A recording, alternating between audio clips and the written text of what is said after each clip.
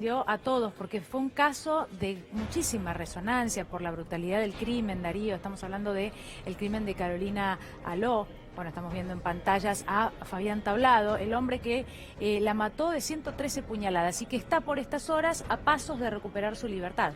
Recordemos que hubo muchas idas y vueltas. El papá de Carolina tuvo gran protagonismo porque cada vez que se hablaba de una posible libertad aparecía y peleaba como un león respecto de la memoria de su hija. A ver, de sentido común, alguien que le pasa esto quiere que quien lo hizo no salga más.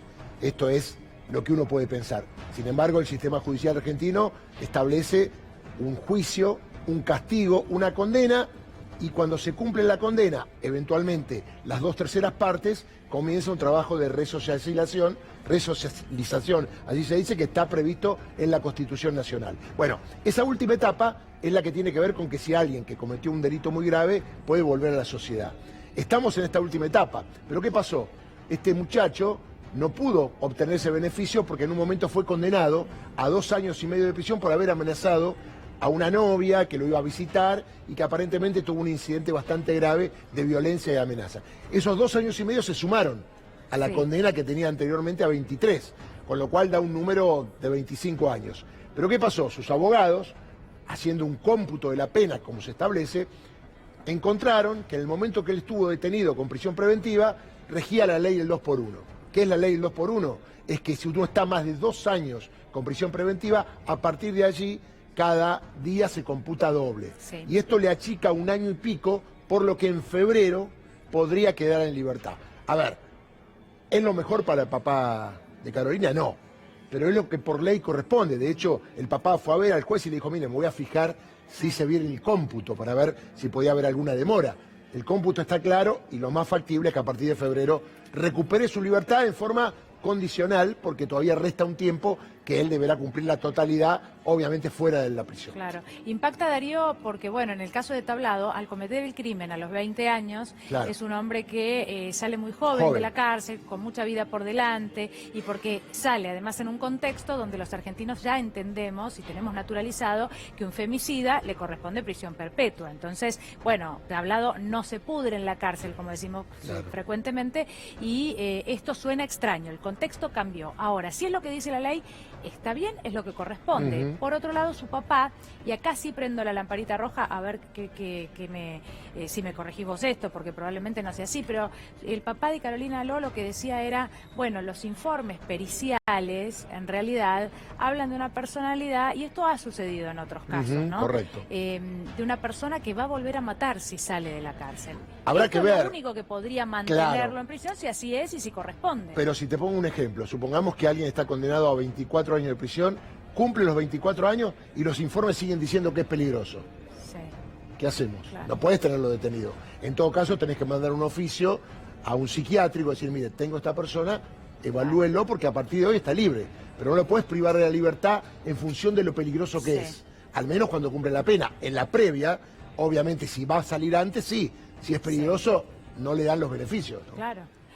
Pienso en el caso de Tatiana Kolotziev en Chaco, ¿te acordás? Un remisero que había salido o tenía salidas transitorias, bueno, no sé, y que volvió. ¿Sabes qué te a dicen los jueces de crimen? ejecución? Que no son adivinos. Claro. Y no pueden planear el futuro. Bueno, pero eso se discutió mucho en el caso del juez Saip. Bueno, ya me voy a acordar. Eso se discutió mucho en ese caso, y lo que alegaba el juez, que además era el mismo que decía, y me vas a ayudar, que decía que no tenía tiempo de leer todos los expedientes. Sí, eso tiene mucho que ver. Hay muy pocos jueces de ejecución. Es un tema que tiene que corregir el Poder Judicial. Claro. Los jueces de ejecución son, creo que, 3 o 4 para todos los presos que hay en el ámbito de la capital federal. Y son muy pocos. No van a las cárceles, no visitan a los presos. Algunos que me están mirando dicen, yo voy todos los días. Bueno, en general no van no porque no quieran ir, sino porque no tienen tiempo. Sí, igual lo veo 5 minutos, me actúa, ¿no? Claro. Esto es algo que uno puede entender. Pero lo que se decía en ese caso es, pero vos tenés el informe detallado, y eso sí es una advertencia, es una lucecita roja. Es una luz para profundizar. Y con ese informe negativo, eso había pasado en el caso de esta joven, con ese informe no lo podés liberar. No. Bueno, empieza la discusión, ¿no? Tal cual. Y está la discusión. Lo que pasa es que es un tema no administrativo, porque son los peritos de la cárcel. Claro. Y al juez le informan, y ahí el juez se pone ante una disyuntiva. ¿Qué hago? ¿Lo libero? ¿Cumplo con la ley o no lo libero porque es peligroso? Es un tema complicado. Sí, bueno, habló el papá de Carolina Aló en las últimas horas, en la mañana de hoy, y esto decía. en esa sala tercera de San Isidro no se hubiera, comprado el fallo, sí, se puede decir tranquilamente, porque a 113 puñaladas decir que es homicidio simple, no vieron alevosía y no vieron ensañamiento, dos de los jueces, menos Fernando, que fue otro de los jueces que dijo reclusión, que después me llamó, porque esto que voy a decir, no lo digo en forma subjetiva, no lo digo porque soy parte, pero me lo dijo Fernando Maroto, el juez que intervino y dijo reclusión. Después del juicio me llamó, me dijo, Edgardo, estás hablando con un padre y un abuelo. Estos jueces son unos HP. Palabras textuales. Cuando yo le pregunto por qué, me dice, porque Margarita Vázquez, la otra jueza que intervenía como nueva después de haber ganado un concurso, dijo que pensaba lo mismo, hasta que la llamó Eduardo Mancini, el presidente de la Sala Tercera, a su despacho, y le dijo que ella era nueva, que no se tire en contra de él, que él iba a decir homicidio simple, y reitero, no había empezado el juicio. Todavía no había empezado el juicio.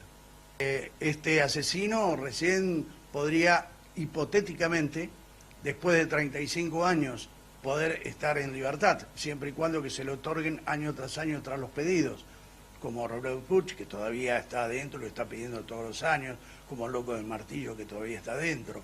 Eso le correspondía a Fabián Tablado.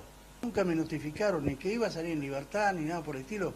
Yo tuve que tener una notificación extrajudicial, vamos a decirlo,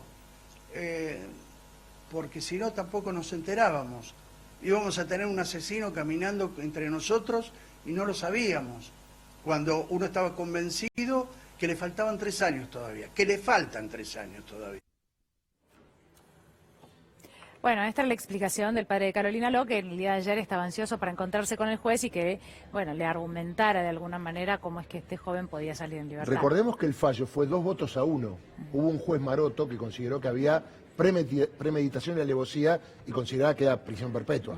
Después se discutió mucho, un tema técnico, muy fuerte lo que voy a decir, pero si ya con la quinta puñalada estaba muerta, claro, y las otras estuvieron de más, pues es un tema jurídico de medicina forense y para calificar el delito, pero el tema de la indefensión de una víctima, teniendo en cuenta su edad y la relación que tenían, tuvo muy en debate en esa Cámara de San Isidro para resolver la prisión a 24 años. De hecho, quedaron en el límite, porque sí, al darle 24, yo creo que en el subconsciente los jueces decían, che, acá hubo premeditación de alevosía. Lo que pasa es que de 24 se pasaba a perpetua. Y otro dato importante que lo decía el Papa es que ahora se modificó la ley y las víctimas, cuando va a ser liberado quien fue condenado, son notificadas de esa situación.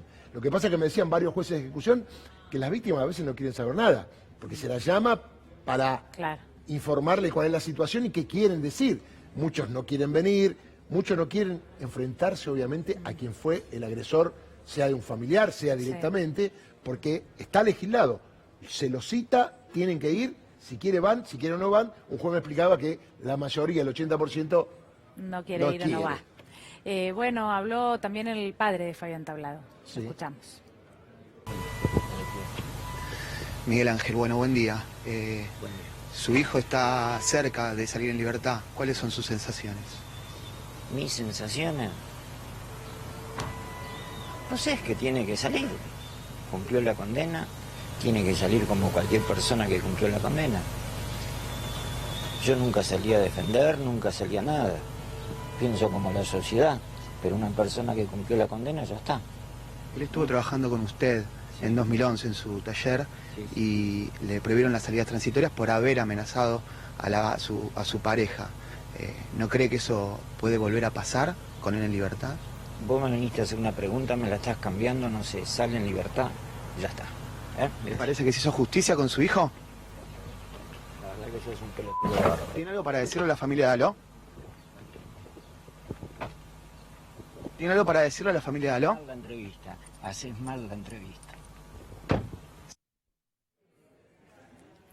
Bueno, seguiremos de cerca, ¿no?, este caso para ver qué pasa, sobre todo en las próximas horas, y si efectivamente le dan la libertad. Vamos a hablar de información internacional.